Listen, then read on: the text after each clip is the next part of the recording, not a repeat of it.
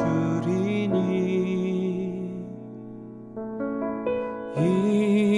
일어나 너 걸어라 내 너를 도우리 나의 등 뒤에서 나를 도우시는 주 나의 인생 길에서 지치고 고나여 매일처럼 주저앉고 싶을 때 나를 밀어주시네 일어나 걸어라 내가 새 힘을 주리니 일어나 너 걸어라 내 너를 도우리 나의 등 뒤에서 나를 도우시는 주 평안히 길을 갈 때 보이지 않아도 지치고 고나여 넘어질 때면 다가와 손 내미시네 나의 등 뒤에서 나를 도우시는 주 때때로 뒤돌아보면 여전히 계신 주 잔잔한 미소로 바라보시며 나를 재촉하시네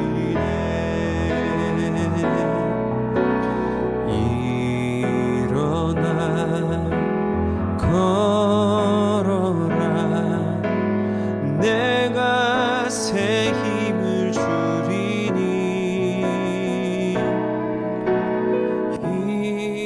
일어나 너 걸어라 내 너를 도우리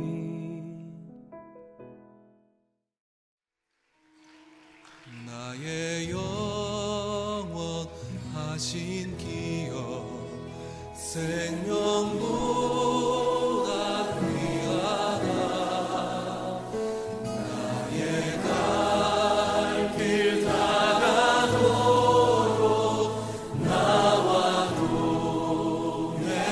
동행하소서 주께로 가까이 주께로 가보니 나의 갈 길 다가도록 나와 동행하소서 세상 부귀 안일함과 모든 명예 버리고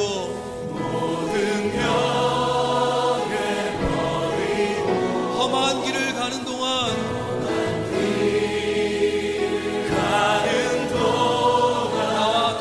나와 동행하소서 주께로 가까이 주께로 가보니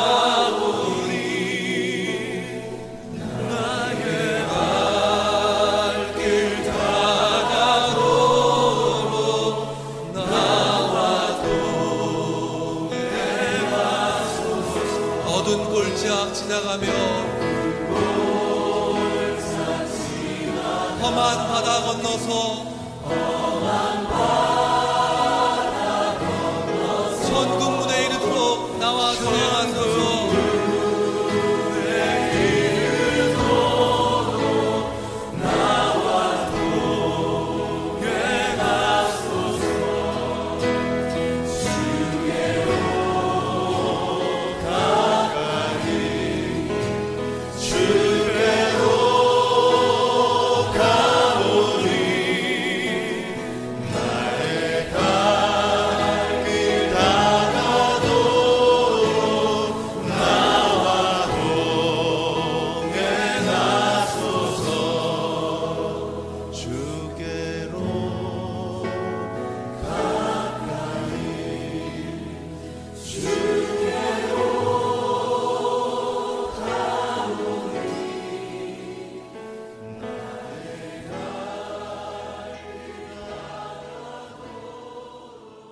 제 14장.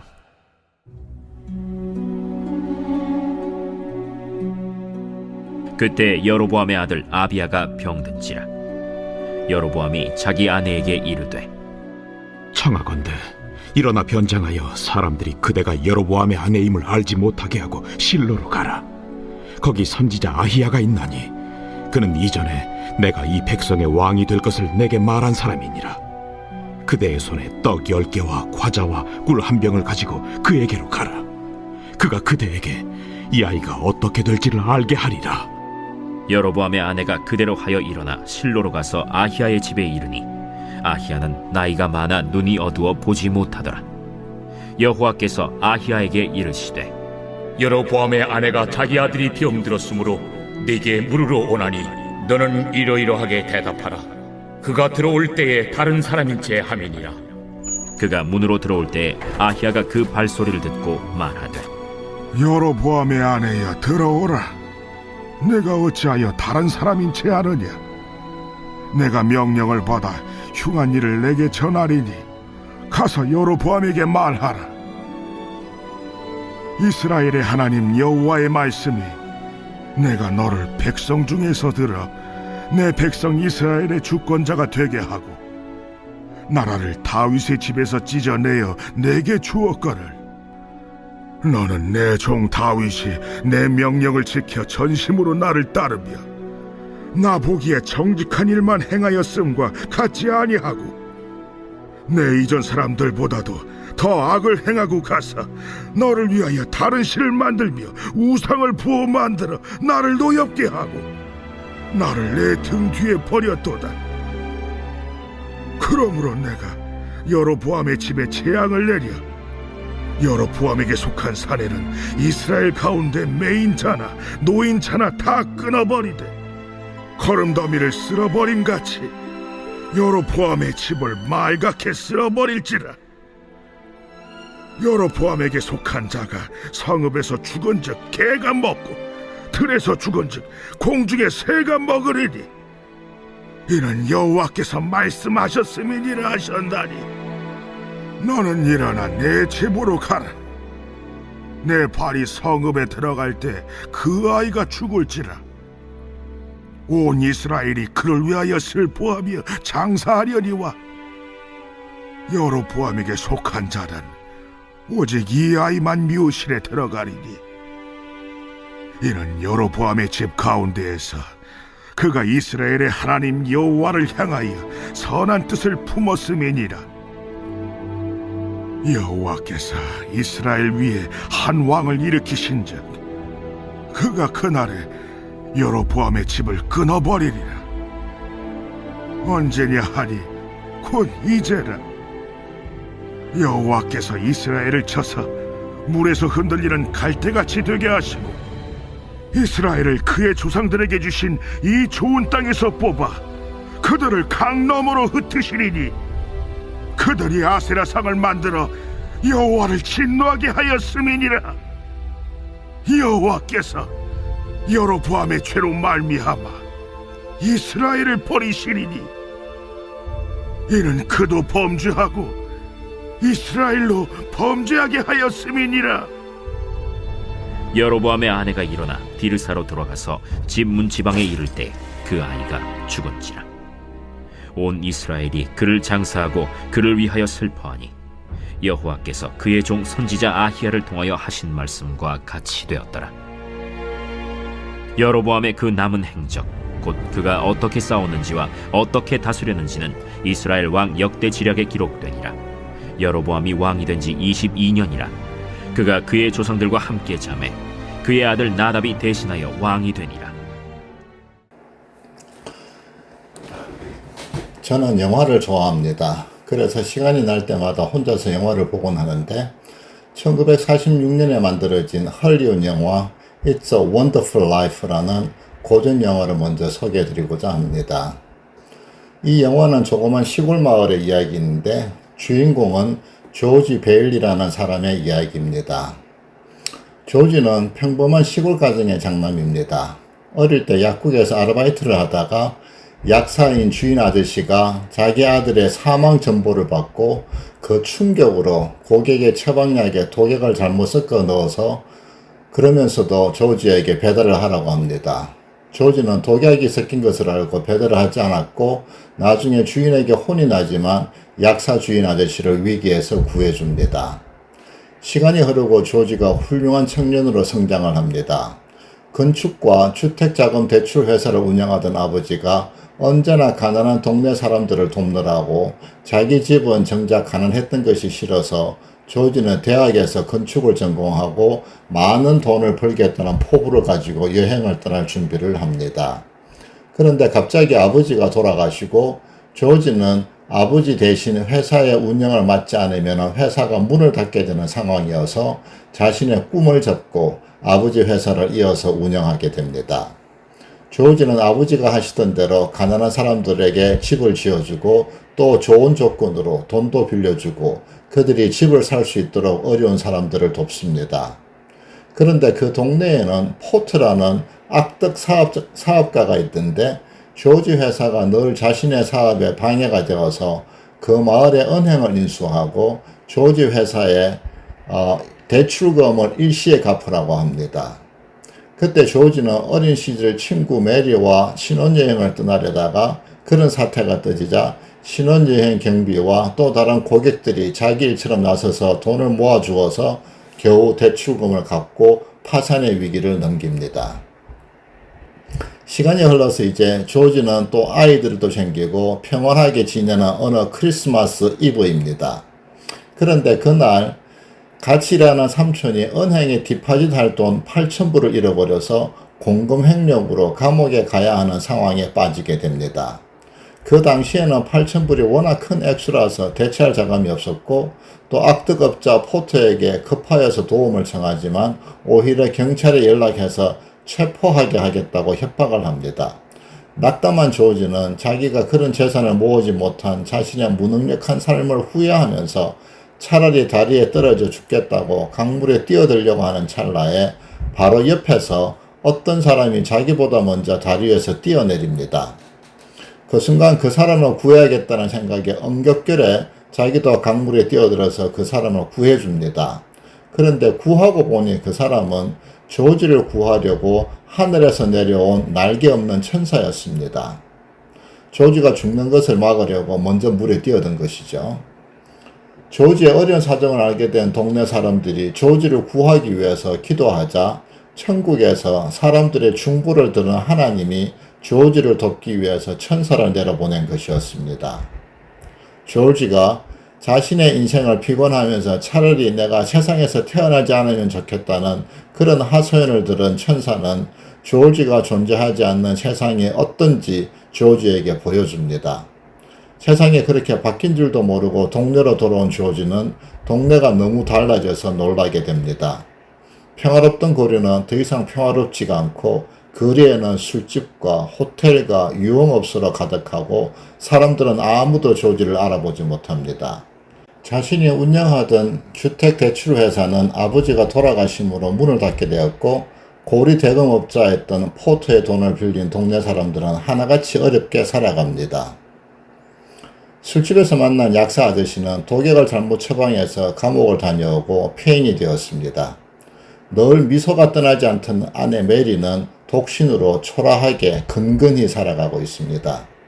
자신이 태어나지 않은 세상의 비참함을 본 조지는 천사에게 원래대로 돌려달라고 요청하고 급하게 다시 동네로 돌아옵니다. 조금 전 세상으로 다시 돌아온 그날은 성탄절이 되었고 화이트 크리스마스여서 거리에는 눈이 내립니다. 어젯밤에 죽으려고 했던 것은 다 잊어버리고 원래의 삶으로 돌아온 것이 너무나 기쁘고 감사해서 마주치는 동네 사람들에게 메리 크리스마스를 외치면서 집으로 돌아옵니다. 집에는 자신의 회사 자금을 감사하려고 온 은행 감사원들이 조지를 기다리고 있지만 그들에게 기쁘게 인사합니다. 또 자신을 반기는 아내 메리와 아이들에게 같이 너무나 기쁘게 허그를 합니다. 그리고 집 앞에는 조지를 도우려는 동네 사람들이 십시일반으로 소액의 돈을 가지고 와서 조지를 기다리고 있습니다. 이번에도 동네 주민들의 도움으로 삼촌이 잃어버린 8,000불의 돈을 다시 갚고 즐거운 성탄을 맞이하며 영화는 끝이 납니다. 그렇게 유명하지도 또 뛰어나지도 않은 시골의 한 청년 조지의 소박하지만 신실한 삶이 얼마나 주위에 선한 영향력을 끼치는지 보여주는 아름다운 영화입니다. 서론이 길었지만 오늘 묵상할 본문을 한번 같이 보시겠습니다. 본문은 열왕기상 14장 1절에서 20절까지입니다. 본문의 내용은 여로보암 왕의 아들이 병들자 부모로서 걱정이 된 왕이 아들이 나올 수 있는지 알아보고 싶어서 자신이 알고 있던 선지자 아히야에게 물어보라고 자기 아내를 보냅니다. 선지자 아히야는 본문 앞 11장 29절에 보면은 여로보암이 장차 10지파를 거느리고 북왕국 이스라엘의 왕이 될 것을 예언하고 다윗과 같이 여호와의 율례와 명령을 따라서 왕국을 통치하라고 예언해 주었습니다. 때문에 본문의 맥락을 보면 여로보암은 다른 누구보다 선지자 아히야를 신뢰함을 추측해 볼 수 있습니다. 그런데 정작 선지자 아히야는 단순히 아들의 병이 문제가 아니라 여로보암 자신과 그 일족이 하나님의 진노로 인하여 멸족을 당하게 될 것이라고 예언함을 본문은 기록하고 있습니다. 2절에서 그는 아내에게 일반인으로 변장을 시키고 3절에서는 선지자에게 들을 예물로 떡 10개와 꿀 1병을 가져가라고 합니다. 즉 일반 사람들이 줄 수 있는 예물의 양으로 준비를 시키는 것을 보면은 그는 정직하다기보다 책략에 익숙한 인물임을 볼 수 있습니다. 긴급하고 갈급한 일을 만나서야 큰 은혜를 입은 선지자를 기억하고 그에게 함께 하시는 하나님의 능력을 알고 도움을 청하면서도 정작 자기 아내를 속여보내는 것을 보면은 결국 그는 선지자의 아히야의 당부를 지키지 못한 부끄러움과 죄의식 때문이 아니었나 하는 생각도 듭니다. 결국 죄는 또 다른 죄를 부르고 거짓은 또 다른 거짓을 만들어내는 것을 볼 수 있습니다. 이후의 내용은 본문 그대로 선지자 아히야는 육신의 눈은 어두웠지만 하나님의 영이 함께 하심으로 그의 지혜와 명철은 틀림이 없었고 여로보암의 아들이 죽을 것과 이는 여로보암 왕이 하나님의 말씀을 준행하지 않고 우상을 숭배했으므로 이후 그의 자손들이 모두 멸하게 될 것을 예언해 줍니다. 여로보암이 죽고 그의 아들 나답이 왕위를 잇지만 다음 장 15장 25절 이후를 보면은 나답이 재위 2년 만에 바하사의 반역으로 인하여서 여로보암의 모든 자손은 죽임을 당하고 그래서 선지자 아히야의 예언이 이루어지는 것을 성경은 기록하고 있습니다. 12절의 말씀을 보면은 여로보암의 아내가 성읍에 도착하기 전에 아들이 죽으리라고 예언을 했고 17절에 집 문지방에 이를 때 아이가 죽었으므로 이는 결국 아히야의 예언이 우연의 일치가 아니었음을 보여줍니다. 실제 여로보암의 집 다르사에서 선지자 아히야의 처소 실로까지는 30마일이 조금 넘는 다소 먼 거리라고 합니다. 13절에 보면은 아들은 결국 죽게 되었지만 이후 장례도 제대로 치르지 못하고 죽게 되는 다른 일족들의 비참한 죽음에 비하면 여로보암의 아들의 죽음은 오히려 복되다고도 볼 수 있겠습니다. 유대계의 랍비 전성에 의하면 죽은 아들은 여로보암이 백성들이 예루살렘의 성전으로 가지 못하도록 막았던 그 길을 부친의 명령을 어기고 예루살렘으로 가는 그 길의 장애물을 치워주었다고도 합니다. 오늘 본문의 키가 되는 구절은 16절 여호와께서 여로보암의 죄로 말미암아 이스라엘을 버리시리니 이는 그도 범죄하고 이스라엘로 범죄하게 하였음이니라 하니라 하는 이 구절이 아닐까 싶습니다. 먼저는 우리가 이 세상을 살면서 본능적으로 또 나 중심으로 나 개인의 삶이라고 생각을 하고 살지만 한 사람의 영향력이 얼마나 큰지를 볼 수 있습니다. 여로보암은 북왕국 이스라엘의 초대 왕으로 그가 택함을 받을 때 여호와 하나님은 그에게 다윗과 같이 하나님의 교훈과 율례를 따라 통치하라고 몇 번이나 당부했지만 그는 눈앞의 계산에 따라 우상 숭배의 악한 길을 택함으로 자신과 일가가 멸망하게 됩니다. 뿐만 아니라 그의 통치 기간과 사후에도 이후 북왕국이 아수르에 의해서 멸망할 때까지 북왕국 백성들이 우상 숭배와 죄의 길로 들어가게 하는 용서받지 못할 악한 영향력을 남기게 됩니다. 에피소드에서 제가 먼저 영화 이야기를 했지만 상대적으로 영화에 나오는 조지는 큰 영향력이 없는 한 사람이었지만 그의 선한 행실로 말미암아 그 동네의 많은 사람들에게 큰 유익을 주었음을 그런 상반된 교훈을 우리에게 영화는 말해줍니다. 횟수로 보면은 80년 전에 고전 흑백 영화이지만 당시 미국은 이런 기독교적인 정서가 사회를 지키고 있었는데 지금 미국 사회에서 이런 기독교적인 가치를 잃어버린 것이 참으로 가슴이 아픕니다. 유튜브에도 있으므로 시간이 되면 꼭 한번 보시기를 권합니다. 본문으로 돌아와서 요한 1서 3장 18절에 보면은 자녀들아 우리가 말과 혀로만 사랑하지 말고 오직 행함과 진실함으로 하자라고 사도 요한은 권면합니다. 본문을 묵상하면서 우리가 진실하게 행하기 위해서는 먼저 우리가 하나님 앞에서 정직해야 한다는 생각이 듭니다. 믿는 자에게는 많은 덕목이 필요하지만 정직은 우리가 세상 사람들에게서 구분되는 가장 분명한 덕목이 아닐까 싶습니다. 여로보암은 무엇보다 하나님 앞에서 정직하지 못한 인물로 보여집니다. 그는 다른 이들보다 먼저 하나님의 택하심과 예언을 받았지만 하나님 앞에서 정직하지 못하였고 자신의 통치 책략으로 12장 25절 이후를 보면 북왕국 사람들이 예루살렘 성전으로 가서 하나님을 경배하는 것을 막기 위하여서 송아지와 같은 우상을 만들고 자신이 만든 제단에서 우상에게 제사하도록 만들고 결국은 그의 나라와 백성이 망하게 만들고 또 무엇보다 자신과 그 일가는 비참한 패망의 길로 들어서는 것을 보게 됩니다. 주님이 전하신 팔복에서도 마음이 청결한 자는 하나님을 볼 것이라고 했는데 제 자신의 일상의 삶을 살아갈 때 눈앞의 이익이나 편애를 위해서 부정직한 일을 행하거나 눈을 감는 것은 무엇보다 경계해야 된다는 묵상을 하게 됩니다. 우리의 삶의 시간이 쌓이고 쌓여서 많은 선한 영향력을 주위에 끼칠 수도 있지만 그 시작은 내가 먼저 하나님 앞에서 선한 양심으로 정직할 때 내 가족에게 정직할 수 있고 또 주위의 이웃들에게 정직하게 행할 수 있습니다. 그럴 때 비로소 저를 하나님이 또 우리 하나님의 사람들은 하나님이 세상의 소금과 빛으로 선한 영향력을 남기도록 사용하시리라고 생각을 합니다. 오늘 본문에서 선한 영향력을 묵상하고 어떻게 나의 삶에서 이 말씀을 적용할 것에 대한 한 가지의 당부의 말씀을 드리면서 마무리하도록 하겠습니다. 6.19 새벽기도의 말씀을 빠지지 않고 듣는 성도님들은 그래도 비교적 신앙이 성숙한 분들이라고 생각되어서 같은 마음으로 또 우리 교회를 섬기는 집사의 입장에서 당부의 말씀을 드립니다. 지지난 주일 오후에 새가족 멤버십 클래스가 있었고 또 지난 주일에는 새가족 수료식이 있었습니다. 많은 분들이 우리 교회를 찾아오고 또 우리 교회 멤버가 되는 것은 참으로 감사한 일입니다. 멤버십 클래스에서 새가족 위원들이 새가족들을 위해서 음식을 준비하고 테이블을 세팅하고 많은 수고를 하시는 것을 보았습니다.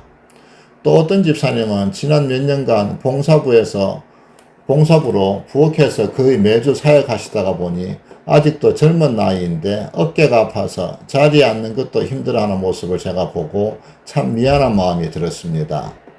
이제는 우리 교회가 사이즈가 있다가 보니 어느 부서할 것 없이 많은 사역들이 있고 보이게 또 보이지 않게 많은 섬김의 손길들이 우리 교회가 세상과 구별되어서 주님의 사랑을 전하고 복음의 능력을 드러내도록 돕고 있습니다. 제가 다 언급할 수 없을 만큼 많은 분들이 드러나지 않게 묵묵히 우리 교회 공동체를 섬김으로 우리 교회가 지금 이 자리에 있고 또 저는 이런 우리 교회가 참으로 자랑스럽고 감사합니다.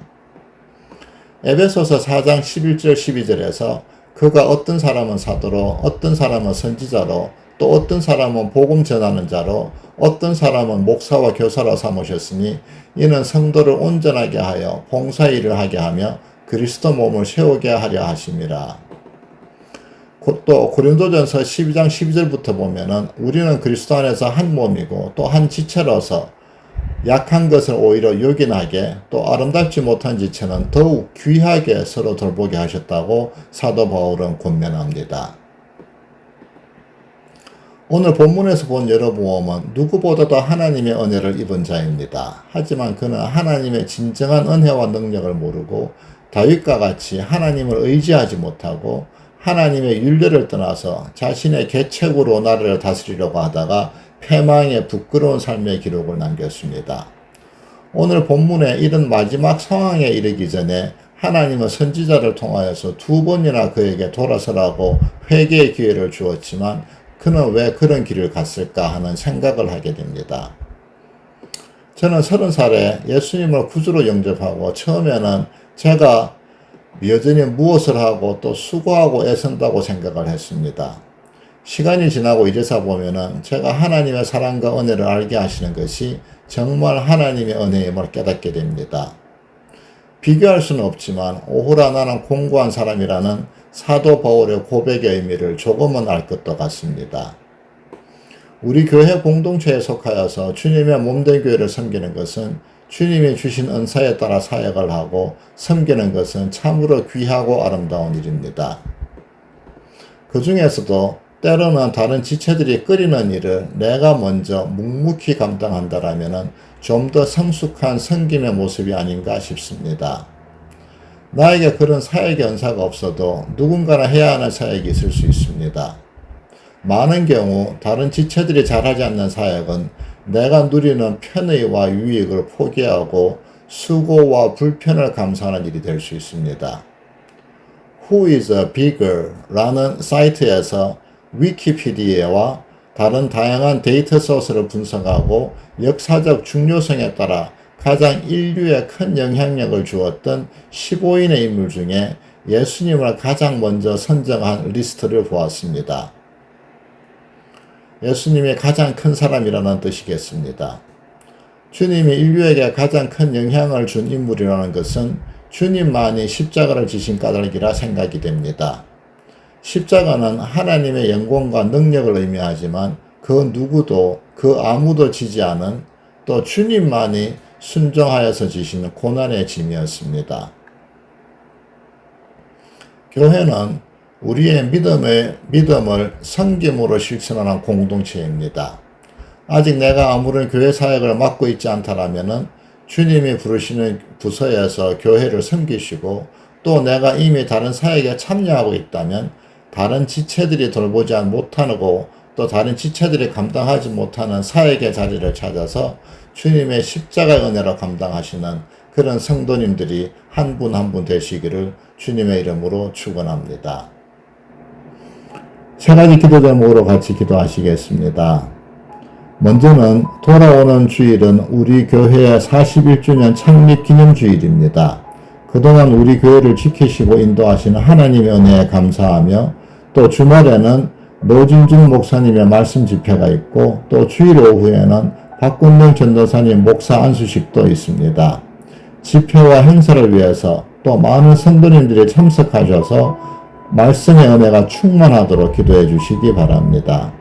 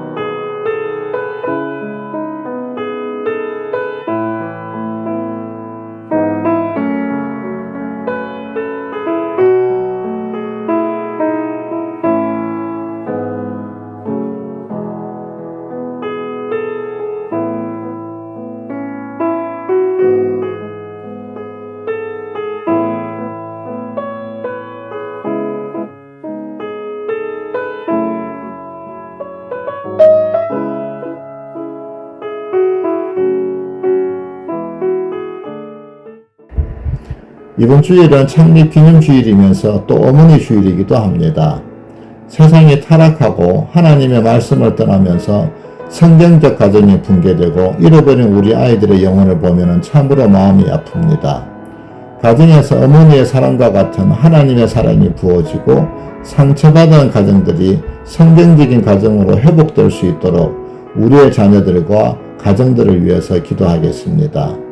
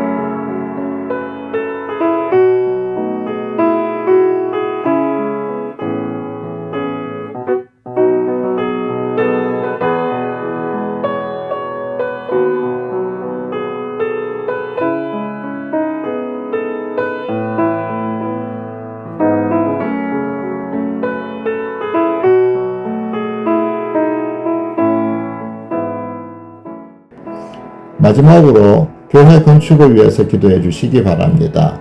성도님들의 헌신과 기도로 많은 것들이 채워지고 또 이제 앞으로는 모계지와 설계와 펄믹과 또 서브 컨트랙터를 선정하는 등등의 일이 있습니다. 하나님의 인도하심으로 필요한 사람들을 보내주시고 그 과정들이 말씀에 합하여서 이루어지도록 기도해 주시기 바랍니다. 우리의 자녀들이 새로 지어지는 비전센터에서 미션센터에서 말씀을 배우고 예배하면서 하나님의 사람으로 그 영혼이 세워지고 말씀으로 자라가는 차세대가 될 수 있도록 같이 기도해 주시기 바랍니다.